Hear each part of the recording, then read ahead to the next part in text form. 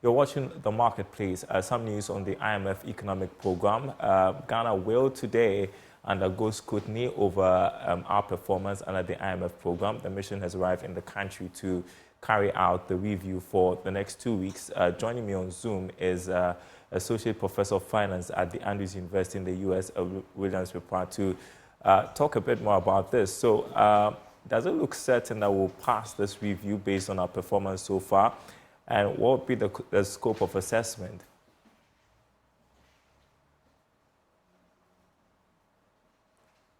You're muted.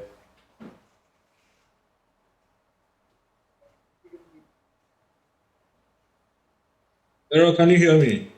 Yes, I can. Did you hear my question? Yes, I heard your question. So the IMF second review is going to look at Ghana's performance as at the end of December 2023. They will be looking at the operationalization of the integrated tax administration system by government. That is integration of all the tax systems headlines we have, the EVAT, the functionalities of the EVAT, the CIT, and the PIT.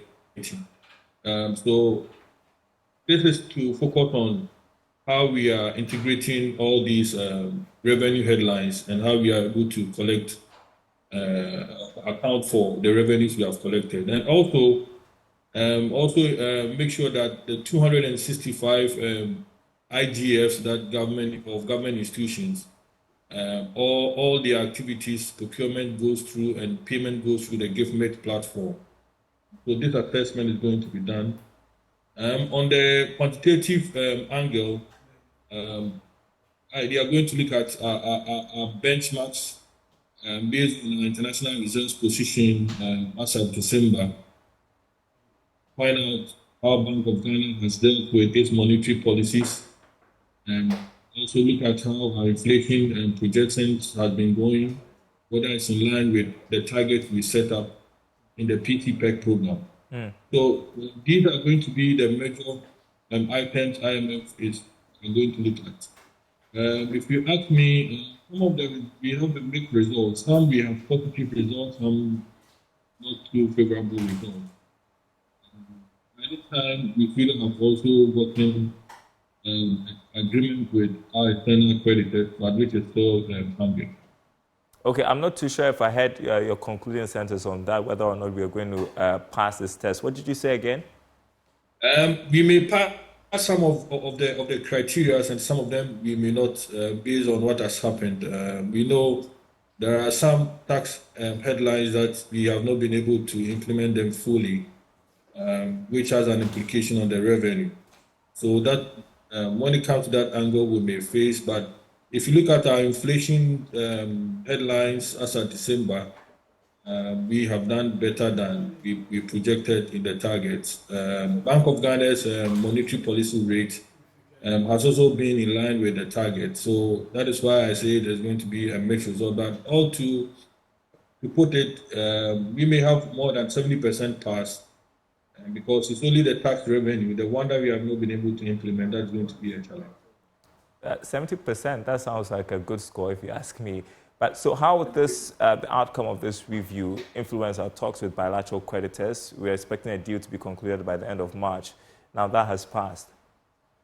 This could give the bilateral creditors that we are being disciplined. So if they are able to agree to the terms that we have put on the table, this may pave way for us to start making payments towards their outstanding loans, which we have stopped.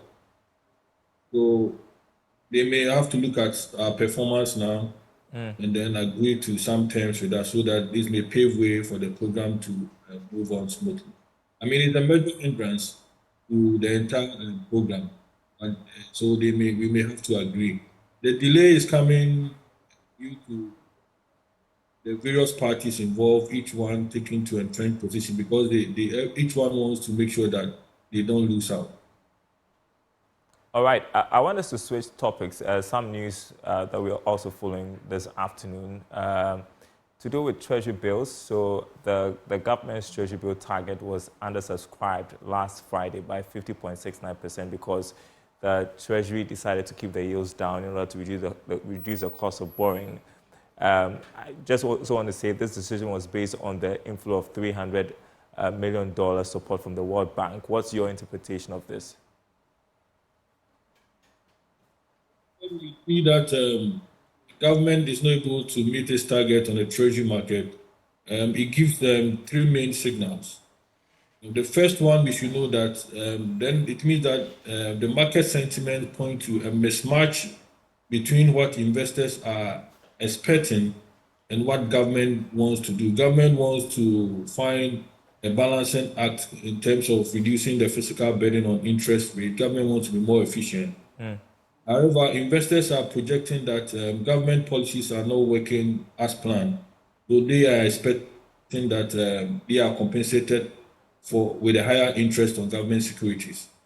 So this is a mismatch. Almost a 50% reduction in that act means that the government may have to look at, or the central bank may have to look at its policy strategies in addressing this issue. Indeed, the market sentiment points that inflation rates, though we have seen a disinflation, but in future is pointing to the cost push factor is pointing to a reverse in the next 2 quarters. So that is why the investors were asking for a higher interest rate, and that's why they did not also buy into or accept government reduced rates. Okay, a quick one in 1 minute, if you can. So essentially, we've not seen a lull in government's over-reliance on T-bills for borrowing, have we?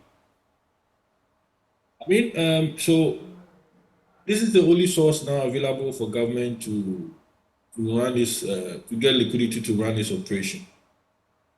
So it's alarming if government says that they refuse to accept some of the rates which were with higher interest rates.